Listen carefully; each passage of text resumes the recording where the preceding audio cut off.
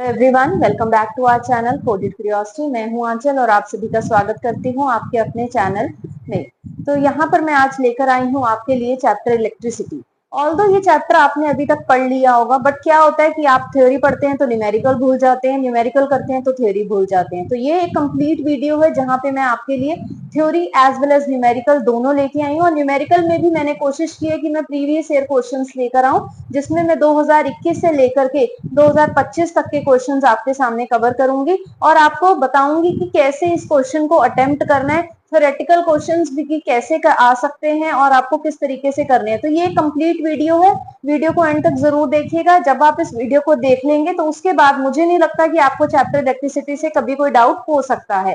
तो चलिए बिना टाइम गवाए शुरू करते हैं हमारा चैप्टर इलेक्ट्रिसिटी। तो इलेक्ट्रिसिटी चैप्टर में सबसे पहले चीज आती है चार्ज। चार्ज दो टाइप के होते हैं, पॉजिटिव और negative charge. Positive charge is due to the proton and negative charge is due to the electrons. Charge का जो सिंबल है, मैं जो भी चीज को ब्रैकेट में ऐसे लिखूंगी वो उसका सिंबल है, यानी कि चार्ज को हम रिप्रेजेंट किससे करते हैं, क्यू से। एसआई यूनिट क्या है चार्ज का, coulomb. Coulomb is the SI unit, जिसको हमने साइंटिस्ट के नाम पे ये नाम आते हैं। तो ये कूलम का जो सिंबल है वो क्या है, सी। एक इलेक्ट्रॉन का कितना चार्ज है, एक इलेक्ट्रॉन का चार्ज है -1.6 इंटू 10⁻⁻19 कूलम। ये इससे रिलेटेड जो क्वेश्चन है वो अभी तक नहीं आया और आने के पक्का चांसेस है कि आपसे पूछ सकते हैं what is the charge of an electron. तो हमेशा याद रखिए इट इज 1.6 इंटू 10⁻⁻19 कूलम। अगर उन्होंने इलेक्ट्रॉन बोल दिया तो आप माइनस का साइन लगा देंगे, अगर प्रोटॉन बोल दिया तो उसपे भी चार्ज सेम है, बट आप वहां पे नेगेटिव का साइन नहीं लगाएंगे, वहां पे वो पॉजिटिव हो जाएगा। तो what is the charge of a proton, that is 1.6 into 10⁻⁻19 coulomb. तो आगे बढ़ते हैं, व्हाट इज करंट। करंट वो है जो ट्रेवल कर रहा है एक पर्टिकुलर कंडक्टिंग वायर में, एक पर्टिकुलर मेटल में। जैसे कॉपर वायर में हम कहते हैं कि हमारे जो अप्लायंस है, फैन है, इलेक्ट्रिसिटी है, एसी है, वो कैसे चल रहा है, they all work on the current. अब करंट है क्या, current is the rate of flow of charge. अभी हम इतना समझते हैं that it is the rate of flow of charge. बच्चे जब भी हम फिजिक्स पढ़ रहे हैं और वर्ड आ जाए रेट, तो आपके दिमाग में जब भी स्ट्राइक करना चाहिए कि डिवाइडेड बाय टाइम। मैं बार बार ये चीज बोलती हूँ कि रेट आ जाए तो डिवाइडेड बाय टाइम। तो rate of flow of charge, charge क्या था, क्यू। तो I is equal to Q by t, I is equal to Q by t. यहां से एक और फॉर्मूला बन जाता है, q is equal to I t, Q is equal to I t. मैंने इस टी को यहाँ पे मल्टीप्लाई कर दिया तो हमारा फॉर्मूला क्या बन गया, Q is equal to I T. इसको लर्न करने की ट्रिक भी मैं आपके लिए लेकर आई हूँ कि जब भी हमारा कुछ भी हमारे साथ कुछ भी बुरा हो जाता है तो हमारे दिमाग में यही आता है, वो चीज हमारे सामने क्यों आई थी या वो हमारी लाइफ में क्यों आई थी। तो हम इसी टेक्निक से इसको लर्न करेंगे, क्यों आई थी। आप इसको लर्न रखेंगे, आपके से अब आई का जो करंट का जो फॉर्मूला है वो ऑटोमेटिकली आपका लर्न हो जाएगा। तो एक तो फॉर्मूला ये हो गया Q I T, that is Q is equal to I T. अब यहाँ पे मैंने एक वर्ड लिखा हुआ है, rate of flow of positive charge. What we mean by positive charge, positive charge यानी कि प्रोटॉन। बेटा इलेक्ट्रॉन और जो प्रोटॉन है they all will attract each other. ये तो हम मानते हैं कि इलेक्ट्रॉन जो है उस पे नेगेटिव चार्ज है और प्रोटॉन पे कैसा चार्ज है, पॉजिटिव चार्ज है। तो प्रोटॉन और इलेक्ट्रॉन एक दूसरे को अट्रैक्ट करेंगे। अगर मैं कहती हूँ इस वायर में इलेक्ट्रॉन इस डायरेक्शन में ट्रेवल कर रहे हैं, तो प्रोटॉन यानी कि जो करंट है वो उससे ऑपोजिट डायरेक्शन में फ्लो कर रहा होगा। तो जब भी आपको एक वायर में आपको ये पता लगाना है कि करंट की डायरेक्शन क्या है, तो करंट की डायरेक्शन कौन सी होगी, that will be the direction of protons. तो ध्यान रखिए प्रोटॉन की डायरेक्शन को आपने क्या कंसिडर करना है, करंट। इलेक्ट्रॉन्स ऑल्दो मूव करते हैं, जबकि जो हमारी वायर है उसमें मूव क्या कर रहा है, electron, but current is equal to the flow of proton. Always remember current is the flow of positive charge, it is the flow of positive charge. निकालना कैसे है, जिस डायरेक्शन में इलेक्ट्रॉन है उससे बिल्कुल ऑपोजिट डायरेक्शन में आपका प्रोटॉन हो जाएगा, यानी कि करंट। तो क्यों आई थी आपको हो गया, SI unit, very very important, क्या है, ampere. SI unit of current is ampere, again with the name of a scientist. कई बार एग्जाम में जो क्वेश्चंस आते हैं, न्यूमेरिकल आते हैं, उसमें हमें छोटे यूनिट्स दिए होते हैं करंट के, तो हमें उन्हें भी कन्वर्ट करना आना चाहिए। तो सबसे पहला है 1 milli ampere. Milli is equal to 10⁻³ -3 ampere. Milli ampere को एम्पेयर में जब आप चेंज करेंगे तो वो क्या हो जाएगा 10⁻³ एम्पेयर। फिर है micro ampere, 1 micro ampere is 10⁻⁻6 ampere. Ampere का ए कैपिटल रहेगा। तो इसके बेसिस पे हमें न्यूमेरिकल कई बार कन्वर्जन में आते हैं। तो चलिए पहला क्वेश्चन आ गया है हमारे सामने। An electric supply charge of 500 coulomb. Question को रीड करते करते ही आपने गिवन को लिख लेना है। चार्ज ऑफ 500 कूलम, चार्ज का सिंबल क्या था? क्यू। तो क्यू कितना दिया हुआ है? 500 C. If the current draw by device is, देखिए कितना करंट है 25 मिली एम्पेयर। और ये सीबीएसई में 2024 में ये क्वेश्चन आया हुआ है। देखिए कितना दिया हुआ है 250 मिली एम्पेयर। मिली एम्पेयर को एम्पेयर में कन्वर्ट करेंगे तो 250 इंटू 10⁻³ एम्पेयर। कभी भी आप उसको डिवाइड में मत लिखिए, उससे आपकी जो कैलकुलेशन है वही टफ होगी। इससे अच्छा है कि सिंपल उसको लिखिए into 10⁻³ ampere. Find the time, time आपसे वो पूछ रहे हैं। तो फॉर्मूला क्यू आई थी, तो Q is equal to I T. और जब आपको टी फाइंड आउट करना है तो टी किसके इक्वल हो जाएगा? That will be Q divided by I. Q कितना गिवन है आपको? 500। और आई कितना गिवन है? 250 इंटू 10⁻³ कटिंग करेंगे 2 जा, और ये -3 जब ऊपर जाएगा तो क्या हो जाएगा? +3। तो that will be 2 into 10⁻³ second, यानी कि 2000 second is the answer of this question. ये क्वेश्चंस को ध्यान से देखिएगा, चाहे तो आप वीडियो को पॉज करके पहले खुद सॉल्व कीजिए और फिर रीचेक कीजिए कि क्या आपका क्वेश्चन का जो आंसर है क्या मेरे से मैच कर रहा है। अगर कोई भी कहीं पे भी आपको डाउट आता है तो आप कमेंट सेक्शन में मुझसे पूछ सकते हैं। चलिए next topic, potential difference. Potential difference जिसका सिंबल क्या है? वी। वी क्या है कि जब एक करंट को, जब आपने एक यूनिट चार्ज को एक पॉइंट से दूसरे पॉइंट तक लेके जाना है तो कितना काम होगा, यानी कि it is the defined as the amount of work done in moving a unit charge from one point to another. Suppose हमारे पास 2 पॉइंट है ए एंड बी। मुझे एक चार्ज को इस ए पॉइंट से बी पॉइंट तक लेके जाना है। ए पॉइंट जैसे कि आपका कोई भी पॉइंट हो और आपका यूनिट चार्ज का मतलब 1 कूलम चार्ज है, उसको यहां से आपको यहां पे लेके जाना है। तो जो वर्क डन होगा एक चार्ज को वहां से एक पॉइंट से दूसरे पॉइंट तक लेके जाने में जितना काम होगा उस काम को हम क्या कहते हैं? Potential difference. तो V is equal to W by Q. W क्या है? Work done. W क्या है? Work done. और Q क्या है? That is the charge, that is the quantity of charge moved. तो W का सिंबल जो SI यूनिट है वो क्या है? जूल। और चार्ज का क्या है? कूलम। तो जूल पर कूलम। इसको हम अगर दूसरे वे में देखें W is equal to V into Q. तो आपके पास अभी तक हमने 4 फॉर्मूले कर लिए। पहला फॉर्मूला क्या आया था?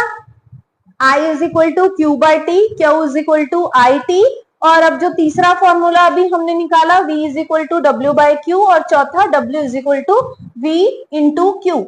SI यूनिट क्या है इसका? वोल्ट। SI यूनिट का symbol as well as potential difference का सिंबल दोनों ही क्या है? V। दोनों ही सेम है, तो यहाँ पे लर्न करना और भी इजी आ जाएगा। अब हमारे पोटेंशियल डिफरेंस को मेजर किससे करते हैं? इसको मेजर करने के लिए जो डिवाइस है उसका नाम है वोल्ट मीटर, और जो करंट को मेजर करने के लिए जो डिवाइस है उसका नाम है एमीटर। एमीटर को हमेशा सीरीज में लगाया जाता है और वोल्ट मीटर को हमेशा पैरेलल में लगाया जाता है। इसको लर्न करने का भी आपके लिए मैं ट्रिक लेकर आई हूँ। तो पीवी सिंधु, सब जानते हैं उसे, पीवी सिंधु को, है ना। तो पीवी पैरेलल में क्या लगेगा? Volt meter. पैरेलल में हमेशा क्या लगेगा? Volt meter. अगर वोल्ट मीटर पैरेलल में लग रहा है तो ऑटोमेटिकली आप लर्न कर ले एमीटर किस में लगेगा? सीरीज में। जब वोल्ट मीटर पैरेलल में तो एमीटर किस में? सीरीज में। यहाँ पे मैंने आपके साथ एक और ट्रिक शेयर की है ताकि आपको ये कभी भी ना भूले, क्योंकि क्वेश्चन ये भी एग्जाम में बहुत बार आया हुआ है। चलिए नेक्स्ट मूव करते हैं क्वेश्चन जो सीबीएसई में 2023 में आया था। Calculate the amount of work done by a cell when 20 coulomb of charge is moved through a potential difference of 3 volt. Amount of work done, W we have to calculate. Then आपको Q दे रखा है। बेटा हमेशा आपने चीजों को उसके unit से पहचानना है, क्योंकि इसके पीछे C है यानी कि ये Q है, पोटेंशियल डिफरेंस V कितना है 3V। हमारा कौन सा फॉर्मूला लगेगा, W is equal to V into Q. तो हम फॉर्मूला लगाएंगे 20 इंटू 3। बहुत ही इजी क्वेश्चन था ये। तो आपका वर्क डन कितना आ गया 60 जूल। यूनिट जरूर लगाइएगा, अदरवाइज हाफ मार्क्स आपका आराम से डिडक्ट हो जाएगा और बाद में आप फिर पछताएंगे कि मेरे से ये गलती होगी। तो ये हमारा सीबीएसई में 2023 में क्वेश्चन आया हुआ है। सिर्फ इस क्वेश्चन की डिमांड क्या है कि आपको फॉर्मूला पता हो। अगर आपने फॉर्मूले में डिवाइड कर दिया इंस्टेड ऑफ मल्टीप्लाई तो आपका आंसर गलत हो जाएगा, क्योंकि बच्चे कई बार इस फॉर्मूले के साथ इसको कंफ्यूज कर देते हैं। और नंबर 2, यूनिट नहीं लगाएंगे तो आपके वैसे ही मार्क्स डिडक्ट हो जाएंगे। क्वेश्चन बहुत ईजी था। अब कई बार बच्चों को लगता है कि इस चैप्टर से सिर्फ हम न्यूमेरिकल कर लेते हैं, थ्योरी करने की हमें जरूरत नहीं है। तो मैं आपके सामने एक और सीबीएसई का 2025 का क्वेश्चन लेके आई हूँ। अब आप ये मत सोचना कि ये जो सीबीएसई के मैम जो क्वेश्चंस दिखा रही है ये हमने तो नहीं देखे प्रीवियस ईयर्स में। बेटा सीबीएसई का हर सेंटर बहुत सारे हैं। जैसे अगर पंचकुला का अलग पेपर है, चंडीगढ़ का अलग है, तो अलग अलग रीजन के अलग अलग पेपर है। तो कहीं ना कहीं अलग अलग सेंटर्स के अलग अलग पेपर होने की वजह से ये अलग अलग टाइप के क्वेश्चंस मेरे सामने हैं। Define the term potential difference between any points in an electric carrying current. तो डिफाइन का आपका यही आंसर आ जाएगा। Potential difference between 2 point is the amount of work done in moving a unit charge from one point to another. Then they are saying name and define its SI unit. This is also one of the pet question of the CBSE, जो बार बार CBSE पूछते हैं कि आप उसके SI units को define करें। तो name the SI unit। क्या है SI unit? Volt. Now you have to define what is volt. तो potential difference is said to be 1 volt। आपको इसको बेटा इस फॉर्मूले से इसकी डेफिनेशन ड्राइव करनी है। ये जो फॉर्मूला है V is equal to W by Q, इस फॉर्मूले से आप इसकी डेफिनेशन को ड्राइव करेंगे। कैसे ड्राइव करेंगे? 1 वोल्ट कब होगी? When 1 joule of work is said to be done in moving a unit charge of 1 coulomb from one point to the another। कुछ नहीं करना, आपने उनके बस सिंबल आपको पता हो, आपको उनके यूनिट पता हो, बस वो यूनिट को पुट कीजिएगा और 1 वैल्यू लीजिएगा और उसके थ्रू आप उसको सॉल्व कर देंगे। कैसे? 1 वोल्ट कब होगा? मैं यहाँ पे करके दिखा रही हूँ। 1 वोल्ट कब होगा? जब 1 जूल का जो वर्क डन हो, 1 जूल का वर्क डन हो और 1 कूलम का जो इलेक्ट्रिक चार्ज है वो मूव करे from one place to the another. तो अगर मैं आपके सामने एक डेफिनेशन लेके आई हूँ, the potential difference is said to be 1 volt if 1 joule of work is said to be done in moving a unit charge from one point to the another। इसको आप अपनी लैंग्वेज में भी लिख सकते हैं, बस आपका जो मोटिव है वो क्लियर होना चाहिए कि आप कह रहे हो कि 1 जूल का काम हुआ हो और 1 जो कूलम है उसका जो चार्ज है वो मूव किया हो। तो चलिए नेक्स्ट टॉपिक करते हैं, रेजिस्टेंस।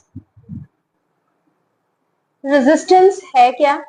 एक प्रॉपर्टी है कंडक्टर की। कंडक्टर ये प्रॉपर्टी देते हैं कि जब भी करंट फ्लो कर रहा है तो उसके फ्लो को रोकना, उसके फ्लो को रोकने को हम क्या बोलते हैं? रेजिस्टेंस। तो it is the property of a conductor to oppose the flow of electric current. अब बेटा जो कंडक्टर है, बेसिकली जो कंडक्टर है वो क्या है? मेटल है।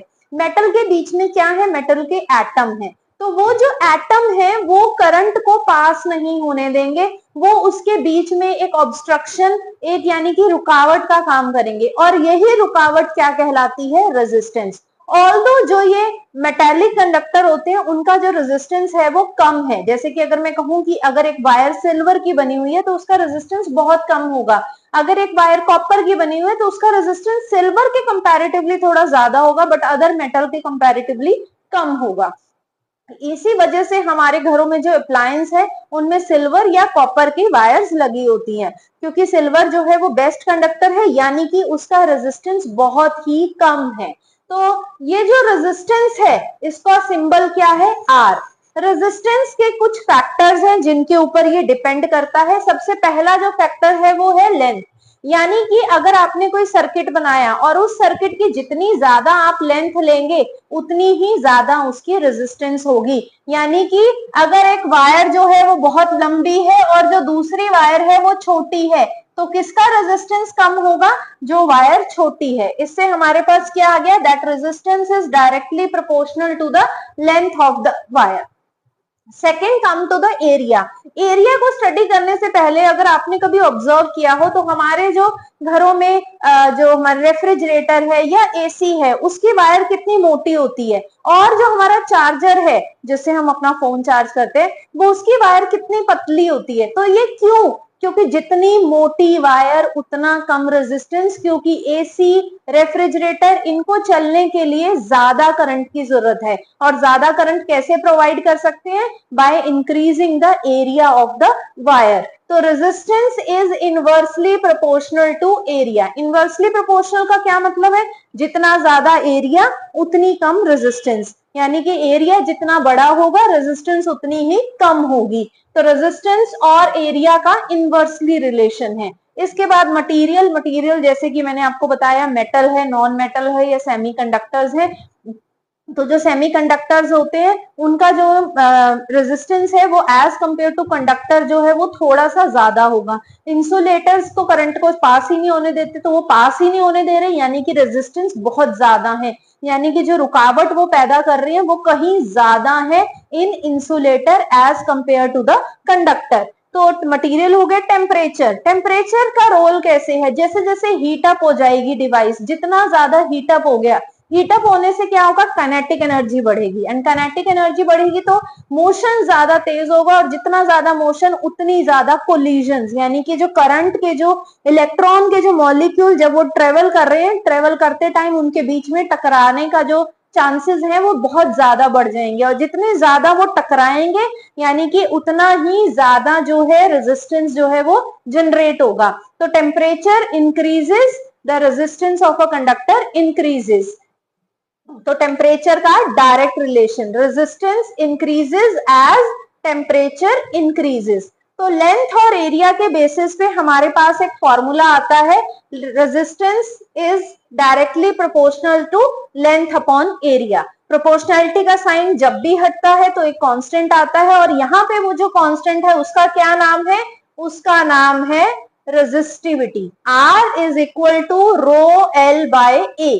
यहाँ रो क्या है? That is resistivity. रेजिस्टिविटी एक वो प्रॉपर्टी है एक सब्सटेंस की जो रेजिस्टेंस कितना ज्यादा प्रोवाइड करना है वो बताती है। रेजिस्टिविटी डिपेंड सिर्फ करती है टेम्परेचर पे और नेचर पे, यानी कि अगर आपके पास एक कॉपर वायर है और एक कॉपर का यूटेंसिल है, आप दोनों को यूज कर रहे हो अपने सर्किट में, तो दोनों ही सेम रेजिस्टिविटी प्रोवाइड करेंगे, क्योंकि दोनों किसके बने हैं? कॉपर के। रेजिस्टिविटी ध्यान रखिएगा वो कभी भी लेंथ और एरिया पे डिपेंड नहीं करती, वो लेंथ हो, एरिया हो, शेप हो, इन सब चीजों पे वो डिपेंड नहीं करती, वो सिर्फ डिपेंड करती है यानी कि एक पर्टिकुलर मटेरियल की एक रेजिस्टिविटी है, चाहे वो किसी भी शेप में हो, किसी भी साइज में हो, और उसके साथ साथ वो टेम्परेचर पे। टेम्परेचर का तो डायरेक्ट रिलेशन है जैसे हमारा रेजिस्टेंस का है। तो अगर मैं ऐसा यूनिट निकालने की कोशिश करूं तो rho is equal to R is equal to क्या हो गया? R is equal to rho l by A. Resistivity का जो एसआई यूनिट है वो है, रेजिस्टेंस का पहले करते हैं, रेजिस्टेंस का जो एसआई यूनिट है वो है ओम। ओम, हम इसका सिंबल ये है और बोलते क्या है? OHM, दैट इज ओम। तो अगर इसका ओम है तो रेजिस्टिविटी का क्या होगा? रेजिस्टिविटी का rho is equal to R A by l. R की जगह आपने वैल्यू पुट की ओम। एरिया का क्या होता है? Metre square. लेंथ का क्या होगा? मीटर। मीटर से मीटर कैंसिल, तो what is the SI unit of resistivity? Ohm metre. Always remember this is the SI unit of resistivity. Resistivity का एसआई यूनिट क्या है और रेजिस्टेंस का एसआई यूनिट क्या है, दोनों को ध्यान रखिए। रेजिस्टेंस डिपेंड करती है लेंथ पे, उसके एरिया पे, मटेरियल पे और टेम्परेचर पे, बल्कि जो रेजिस्टिविटी है वो किस पे डिपेंड करती है? वो डिपेंड करती है सिर्फ और सिर्फ नेचर और टेम्परेचर पे। उसे लेंथ, एरिया, शेप, साइज से कोई मतलब नहीं है। ध्यान रखिए, क्वेश्चन में कई बार आपको कंफ्यूज किया जाता है इस तरीके से पूछ के कि how does the resistivity change if the length is doubled, if the area is double. तो आप कहेंगे resistivity will not change at all because it does not depend on the length and area. चलिए अब कुछ previous year question देख लेते हैं। The resistance of a wire does not depends on it. पूछ रहे रेजिस्टेंस किस पे डिपेंड नहीं करती? लेंथ पे करती है, डायरेक्ट रिलेशन है। एरिया ऑफ क्रॉस सेक्शन पे करती है, इनवर्सली रिलेशन है। थर्ड है शेप, एंड फोर्थ है मटेरियल। तो शेप पे डिपेंड नहीं करती, वो मटेरियल पर भी डिपेंड करती है। तो करेक्ट आंसर कौन सा हो जाएगा? That it does not depend on the shape. बहुत ही इजी क्वेश्चन है, सीबीएसई में 2023 में ये क्वेश्चन आया हुआ है। Next question, right the relationship between. जब भी क्वेश्चन आ जाए रिलेशनशिप, मतलब आपने फॉर्मूला इन्वॉल्व किया है, यानी कि वो सारे कंपोनेंट को यूज करके अगर कोई फॉर्मूला बनता है तो वो बनाना है। Relationship between resistance, resistivity of a conductor of length L and area of cross section A, hence drive the SI unit of electric resistance। तो रिलेशनशिप क्या हो जाएगा? रिलेशनशिप यही हो जाएगा हमारा फॉर्मूला। तो R is equal to rho L by A, that is the relationship। SI unit क्या है रेजिस्टिविटी के? SI यूनिट आप ऐसे ही ड्राइव करके दिखाएंगे जैसे मैंने ये यहाँ पे किया है, और आप एंड में बताएंगे कि जो SI यूनिट है दैट इज ओम मीटर। तो ये हमारा सीबीएसई 2024 और 2023 में ये क्वेश्चन आया हुआ है। चलिए अब नेक्स्ट क्वेश्चन की तरफ बढ़ते हैं जो हमारे इसी टॉपिक से रिलेटेड है। The resistance of a metal wire of length 3 metre, आपको दिया हुआ है लेंथ कितनी है 3 मीटर, ऑफ इस रेजिस्टेंस है 60 ohm. If the area of cross section of wire is, area कितना गिवन है 4 into 10⁻⁷ metre square, calculate the electrical resistivity. आपको रेजिस्टिविटी कैलकुलेट करनी है। फॉर्मूला क्या होगा? फॉर्मूला हो जाएगा rho is equal to R A by l. What is R? 60। Area given है 4 into 10⁻⁷, बहुत ज्यादा एरिया है।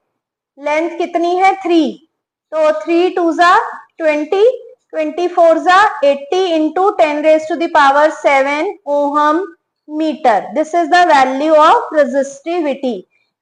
Now how will the resistivity change if length and area are double. कह रहे हैं अगर लेंथ और एरिया के, कंडक्टर के लेंथ और एरिया को अगर हमने डबल कर दिया तो रेजिस्टिविटी पे क्या चेंजेस आएंगे। तो कैसे करना है इस क्वेश्चन को? न्यूमेरिकली सॉल्व करेंगे या फिर ऐसे ही देखते ही हमें पता चल रहा है? जस्टिफिकेशन मांग रहे हैं वो हमारे आंसर की, कि आप जो भी आंसर दें आपको उसकी जस्टिफिकेशन देनी है कि how that happens.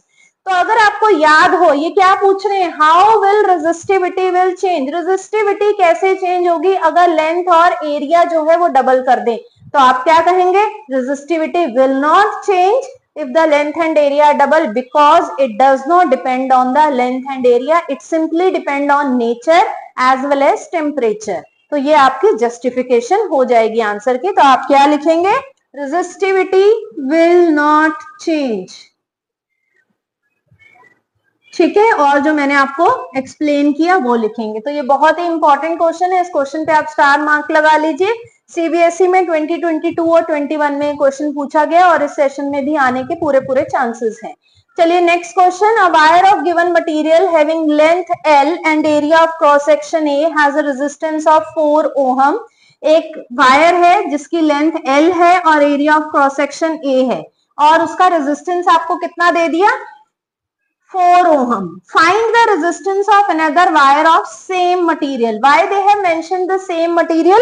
Because they want us to tell that the resistivity of the both are same, having length L by 2 and area of cross section 2a। तो पहला हमारा जो केस है, यानी कि जो फर्स्ट केस है उसमें आपको लेंथ दे रखी है L, उसमें आपको एरिया दे रखा है कैपिटल A, उसमें आपको रेजिस्टेंस कितनी दे रखी है 4 ओहम। और सेकंड केस में वो क्या कह रहे हैं, लेंथ जो है वो कितनी होगी है L by 2, एरिया कितना हो गया है 2a, और what you have to find, you have to find the resistance.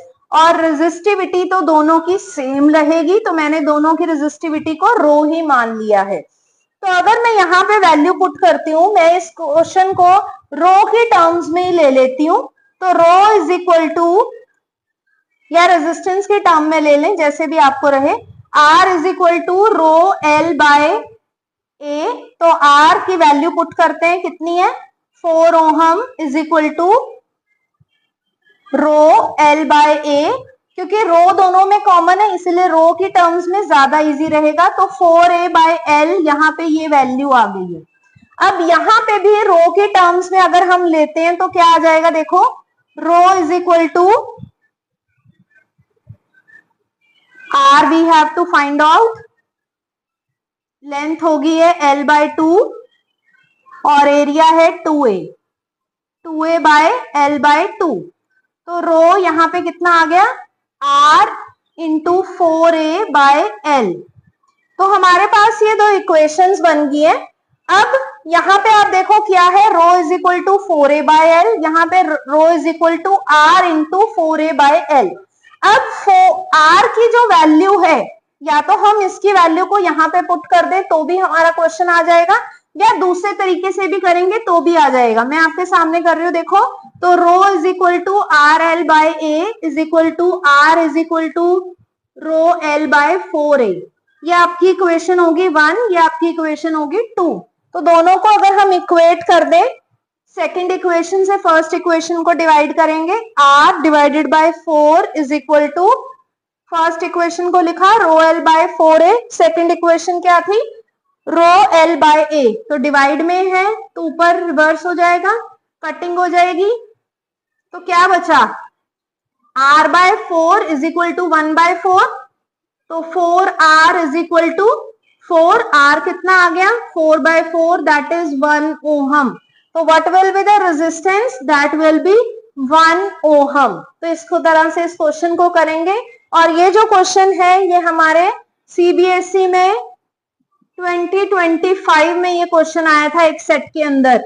ये इस तरह के क्वेश्चन बहुत इंपॉर्टेंट होते हैं और इनके आने के चांसेस बहुत ज्यादा है। आपको दोनों की इक्वेशंस बनानी है, आपको दोनों को इक्वेट करना है, और इक्वेट करके उन दोनों को आपने क्या करना है, आपने रेजिस्टेंस को कैलकुलेट कर लेना है। दोनों की इक्वेशन बनाई, जिस केस को फाइंड करना है उस केस को ऊपर रखेंगे, डिवाइड करेंगे और आपका आंसर आपके पास आ जाएगा। तो ये था हमारा टॉपिक रेजिस्टेंस।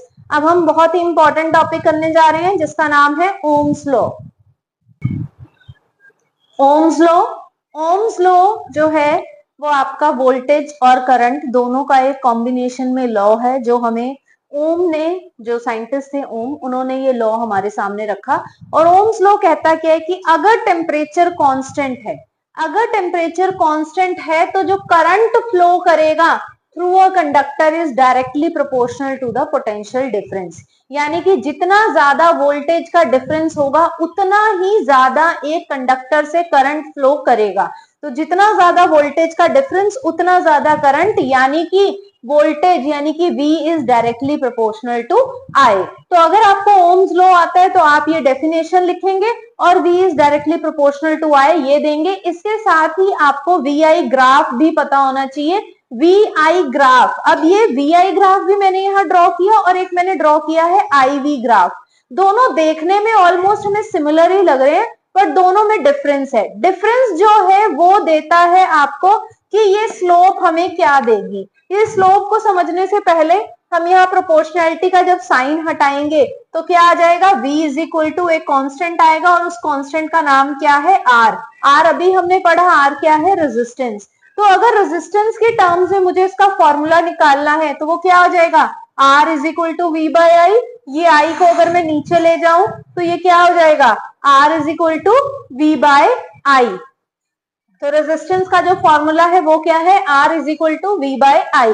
अब यहाँ पे हम इस स्लोप को स्टडी करते हैं कि हमें कंफ्यूजन ना हो कि ये VI ग्राफ क्या है और IV ग्राफ क्या है, और इन दोनों से हमें जो भी क्वांटिटी हम मेजर कर सकते हैं वो कैसे निकालें। तो जब भी आपको ये पता करना हो कि ये ग्राफ हमें क्या देने वाला है, आपको क्या करना है, you have to simply divide the Y axis with the X axis. Y axis पे अब हमें क्या चीज दे रखी है, V। I एक्सिस पे क्या है, I। तो V/I क्या है, रेजिस्टेंस। यानी कि VI ग्राफ हमें क्या दे रहा है, VI ग्राफ हमें दे रहा है रेजिस्टेंस। तो बहुत ही इंपॉर्टेंट चीज है ये, इस चीज को ध्यान रखिएगा। VI graph always gives resistance, always gives resistance. तो यहाँ पे ये वाला जो बच्चे एंगल है, ये जितना बड़ा होगा उतना ही ज्यादा रेजिस्टेंस होगा। VI ग्राफ से हमें क्या पता चलता है, ये वाला एंगल जितना बड़ा रेजिस्टेंस उतना ही ज्यादा। अब दूसरा अगर हम IV ग्राफ को देखें, सेम हम वही स्लोप निकालने का फॉर्मूला लगाएं।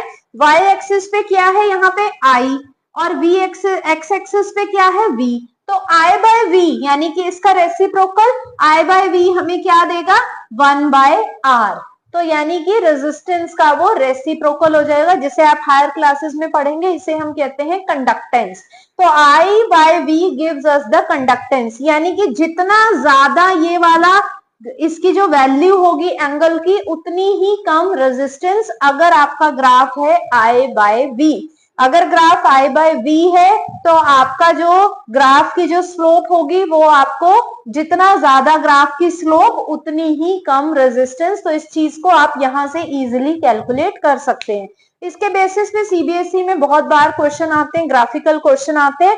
आपको वीआई ग्राफ दिया हुआ है, आपको यहाँ मेंशन किया होता है, 3 रेजिस्टेंस दिए होते हैं, आपसे पूछते हैं इन तीनों में से किसका रेजिस्टेंस सबसे ज्यादा है। तो अगर हम देखें वीआई ग्राफ है, हमें रेजिस्टेंस देगा। मैंने आपको क्या कहा, जितना बड़ा एंगल उतनी ज्यादा रेजिस्टेंस, यानी कि R3 के केस में जो एंगल है वो सबसे बड़ा है, R2 के केस में उससे कम है, R1 के केस में सबसे कम है। इसका मतलब रेजिस्टेंस R3 की सबसे ज्यादा होगी, R2 की उससे कम होगी और R1 की उससे भी कम होगी। तो जो ये वाली ऑप्शन होगी इस क्वेश्चन में, आपने उसको टिक करना है। ये क्वेश्चन जो है ये बहुत बार सीबीएसई पूछ चुका है और आगे भी इसके आने के बहुत चांसेस रहते हैं, तो इस क्वेश्चन को ध्यान से देखिएगा। नेक्स्ट जो क्वेश्चन है, ये मेरा एक रेजिस्टिविटी टॉपिक से क्वेश्चन बच गया था जो मैं आपके लिए लेके आई हूँ। बट ये जो क्वेश्चन की जो डिमांड है वो मेरी ये है कि ये क्वेश्चन आप सॉल्व करेंगे। मैं बस आपको हिंट दूंगी that how to solve the question. A copper wire has a diameter of 0.2 millimeter, ये 2024 का क्वेश्चन है। तो 0.2 मिलीमीटर डायमीटर आपको कितना दिया हुआ है, आपको डायमीटर दिया हुआ है 0.2 मिलीमीटर।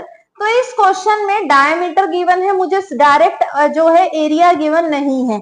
तो कैसे करेंगे, पहले डायमीटर को मिलीमीटर को मीटर में चेंज करेंगे। ध्यान से देखिएगा, आपको इन्हीं स्टेप्स को फॉलो करना है और आपका क्वेश्चन इजीली हो जाएगा। मिलीमीटर को जब भी मीटर में चेंज करना है, मल्टीप्लाई कर देना उसको 10⁻³ से। तो ये हो गया आपका डायमीटर। अब डायमीटर से रेडियस कैसे निकलेगा, डिवाइडेड बाय 2। तो 0.2 को जब आप 2 से डिवाइड करेंगे, that will comes out 0.1 into 10⁻³ metre. Then अब क्या आ जाएगा, area. Area is equal to πr² का हमने फॉर्मूला लगा देना है। पाई क्या हो जाएगा, 22/7 इंटू 0.1 इंटू 10⁻³ का होल स्क्वायर। तो ये आपका एरिया यहां से निकल जाएगा। यहाँ पे आपको ये डायमीटर के थ्रू मैंने एरिया बता दिया। रेजिस्टिविटी गिवन है, what will be the length of this wire to make its resistance 14 ohm. यहाँ पे रेजिस्टेंस भी गिवन है और पूछ के रहे हैं लेंथ। तो रेजिस्टेंस का जो फॉर्मूला आपको पता है वो क्या है, resistance is equal to ρl/a। Length निकालना है तो फॉर्मूले को थोड़ा सा रीअरेंज करेंगे, क्या आ जाएगा, RA/ρ।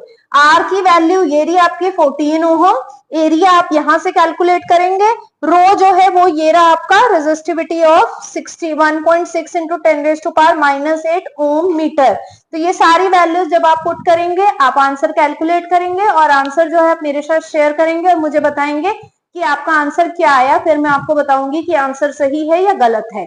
ठीक है, चलिए अब चलते हैं next topic, resistance in series. Series का क्या मतलब है कि रेजिस्टेंस को आपने एक के बाद दूसरा, दूसरे के बाद तीसरा ऐसे ज्वाइन कर दिया, एक एंड से दूसरे एंड के बीच में, फिर दूसरे और तीसरे के बीच में यहाँ पे एक और दूसरा यहाँ पे एक और। यहाँ पे एक और कॉम्बिनेशन आता है रेजिस्टेंस इन पैरेलल, यानी कि जो दो रेजिस्टर्स हैं उनको वायर के दो एंड्स के बीच में आपने लगाए हुए, यानी कि जो वर्क डन होगा, पोटेंशियल डिफरेंस जो होगा वो पॉइंट्स ए और बी का आपके बीच में आना चाहिए। तो ए और बी पॉइंट के बीच में आपने दो रेजिस्टर लगाए हुए, उनका नाम क्या है, R1 और R2। यहाँ पे आपने जो वायर यहाँ पे एक एंड था, जैसे अगर मैं सपोज इनको नाम दूं, ये वायर का A to B के बीच में रेजिस्टेंस है R1, B to C के बीच में जो रेजिस्टेंस है वो है R2, C to D के बीच में जो रेजिस्टेंस है उसका क्या नाम है, R3। तो जब भी आपके रेजिस्टेंस इस तरीके से अरेंज हो तो ध्यान क्या देना, आपने लर्न करने वाली चीज है। वैसे आप ये प्रैक्टिस के साथ भी सीख जाएंगे कि जब भी सीरीज में लगे हो तो करंट हमेशा सेम रहेगा। करंट क्यों सेम रहेगा, क्योंकि अगर सपोज यहां से करंट आई ट्रेवल कर रहा है तो यहां से जब वो जाएगा अगेन आई, द करंट जो है वो वेरी नहीं करेगा, बट जो वोल्टेज है वो वेरी करेगी। क्यों? Work done in moving a charge from one point to another वो वेरी कर रहा है, क्योंकि यहाँ पॉइंट है ए टू बी, वहां पॉइंट हो जाएंगे बी टू सी, और वहां क्या पॉइंट हो जाएंगे सी टू डी। क्योंकि पॉइंट वेरी कर रहे हैं इसीलिए वोल्टेज भी वेरी करेगी। रेजिस्टेंस इन सीरीज निकालने का जो फॉर्मूला है, जितने भी आपको रेजिस्टर्स दिए हुए उनको आपको सिंपली ऐड करना है, that is R1 plus R2 plus R3, और कुछ नहीं है। पैरेलल अगर आपको सर्किट दे दिया तो पैरेलल के केस में आप लोगों को ध्यान से देखिए, तो आपके पास दो एंड्स है ए और बी। जब एंड्स दो हैं तो वोल्टेज भी तो दोनों की सेम ही होगी, क्योंकि what is the potential difference, that is the work done in moving a unit charge from a point A to point B और one point to the another point. तो जब वर्क डन वो यहां से लेके जाने में यहां तक में दोनों में उसकी जो वोल्टेज आएगी वो क्या आएगी, सेम आएगी, and that will be V for both the cases. But जो करंट है, करंट डिपेंड करेगा बेटा रेजिस्टेंस पे। अगर रेजिस्टेंस जो R1 की जो वैल्यू है वो ज्यादा है, अगर R1 की जो वैल्यू है वो ज्यादा है तो करंट क्या हो जाएगा, कम हो जाएगा, और अगर R2 की जो वैल्यू है वो कम है तो करंट क्या हो जाएगा, वो ज्यादा हो जाएगा। यानी कि अगर करंट यहां से I निकला तो यहाँ पे जाते जाते मान लो मैं इमेजिन कर लेती हूँ कि 5 एम्पेयर का करंट निकला, तो वो हो सकता है इसके पास 2 एम्पेयर जा रहा हो और इसके पास 3 एम्पेयर जा रहा हो, तो that is the current will vary but voltage will remain the same. तो how to calculate the resistance, equivalent resistance in if the resistors are connected in parallel? You will use the formula 1 by R1 plus 1 by R2, but make sure जब आप इसको calculate कर लें उसके बाद उसको reciprocal करना ना भूलें, क्योंकि अदरवाइज आपका जो आंसर है वो पूरा गलत हो जाएगा। आंसर को कैलकुलेट करें और फिर उसको रेसिप्रोकल करें। मैं अभी आपको करके भी दिखाऊंगी कैसे। तो current will vary but voltage will remain the same. ये जो स्लाइड है ये बहुत ही ज्यादा इंपॉर्टेंट है, क्योंकि ये वाली स्लाइड से आगे आपके जो क्वेश्चंस हैं वो सॉल्व होंगे। तो क्वेश्चंस करते हैं, चलिए। Find the equivalent resistance between X and Y. ये बहुत ही मैं बेसिक क्वेश्चंस लेके आई हूँ ताकि आपको पहले रेजिस्टेंस कैलकुलेट करना आए, फिर मैं स्टेप बाय स्टेप आपके साथ जो क्वेश्चन है उसका डिफिकल्टी लेवल बढ़ाती जाऊंगी।